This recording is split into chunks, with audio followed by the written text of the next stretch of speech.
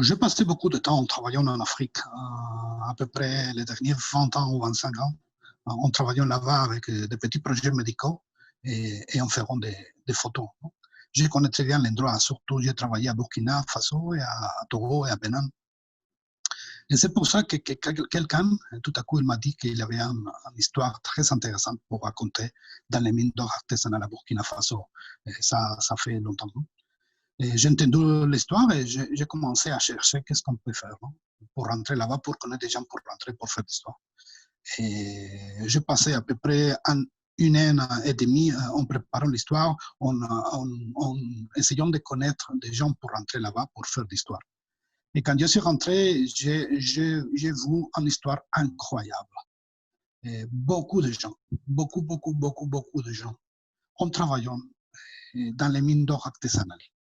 La plupart, ils sont des femmes et des enfants. Quand je suis là-bas, quand je suis arrivé la première fois, je pensais en raconter l'histoire des personnes qui travaillent là-bas. Mais quand j'ai vu qu'il y avait beaucoup d'enfants et beaucoup de femmes, c'est pour ça que j'ai commencé à penser à prendre des photos des petits-enfants, parce que la plupart de mon travail, les dernières années, c'est à peu près des enfants et des femmes. C'est pour ça que j'ai commencé à raconter l'histoire des petits-enfants qui travaillent là-bas. Et les conditions là-bas, c'est horrible, horrible. Ils passent à peu près 12, 14, 18 heures dans le trou. Le trou, c'est à peu près un mètre de diamètre. Et c'est pour ça que la plupart des enfants rentrent dans le trou pour prendre de l'eau. Il n'y a pas d'escalier, il n'y a pas de robes, il n'y a pas rien là-bas pour rentrer. Ils rentrent en paix avec les mains et avec les pieds sur les murs du trou. Et quand il rentre là-bas, jusqu'au fond, à peu près, il peut rentrer 100 mètres, 150 mètres, 200 mètres, 250 mètres, c'est incroyable. Et là-bas, il prend des sables, il prend du terre dans les poches, il sort et il crache ça pour essayer de trouver les petits morceaux d'or. Et les situations, c'est incroyable. La santé, c'est mauvais, il n'y a pas de l'eau. La plupart des enfants, ils passent un mois ou 2 mois sans prendre une douche, sans laver. Et ils dorment aussi sur le trou. Parce que s'ils partent, ils laissent le trou tout seul. Peut-être qu'il viendra une autre personne pour rentrer dans le même trou, pour travailler dans le même trou. Il avait travaillé. C'est pour ça que la plupart des gens travaillent dans le même trou. Mais c'est une histoire, pour moi, c'est une histoire incroyable. Des gens anonymes incroyables qui travaillent dans un endroit anonyme et incroyable. Par exemple, à Burkina Faso, il y a beaucoup d'or. C'est un grand exporteur d'or. Mais la plupart des gens ne connaissent pas l'histoire, ne connaissent pas que la plupart des gens qui travaillent dans les mines d'or artisanales sont des petits enfants.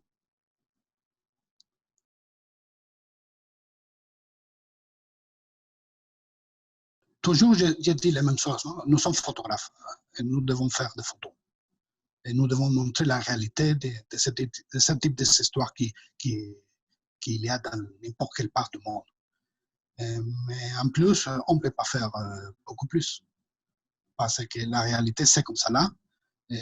Tu peux prendre beaucoup de photos, tu peux raconter beaucoup d'histoires, mais plus ou moins, la réalité générale sera toujours la même. C'est pour ça que j'aime beaucoup aller là-bas, par exemple, pour ce petit projet, pour cette petite histoire de mine d'or. J'ai commencé avec un petit projet médical pour amener des médicaments parce qu'il y avait une personne là-bas, un ami de moi, qui m'avait dit qu'ils ont besoin de médecins, qu'ils ont besoin de petits médicaments parce qu'il n'y a rien là-bas. Et c'est pour ça que j'ai commencé à préparer un petit projet et je suis allé là-bas avec un autre ami pour nettoyer, préparer un petit immeuble qu'il avait là-bas pour donner des médicaments. Et un ami de moi vient avec moi cette fois pour faire une petite consultation médicale. Et pour moi c'est la partie beaucoup plus intéressante. Non? Il y avait beaucoup de petits-enfants qui arrivent là-bas avec une maladie qui s'appelle trachoma. Trachoma, c'est une maladie très compliquée qui va devenir en aveugle.